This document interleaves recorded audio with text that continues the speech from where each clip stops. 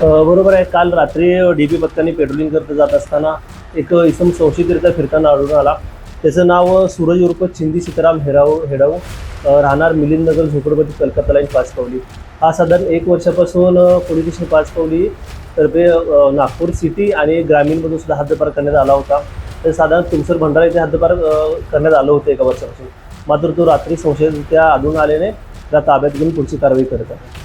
हां, याच्यापूर्वीसुद्धा याच्यावर गंभीर स्वरूपाचे गुन्हे आहेत.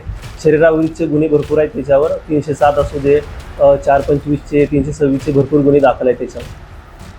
हा सध्या तुमसर भंडारा येथे हद्दपार करण्यात आला होता. 1 वर्षापासून त्याचं हद्दपार चालू होतं. आता सध्या रात्री पेट्रोलिंगला DB पथक आणि माननीय वकील साहेबाच्या आदेशाने नाईट पेट्रोलिंग करत जात असताना मिलिंद नगरची कलकत्ता लाईन आहे त्या ठिकाणी तो आढळून आला. त्याप्रमाणे DB पथकाने योग्य कारवाई करून ताब्यात घेतलेला आहे.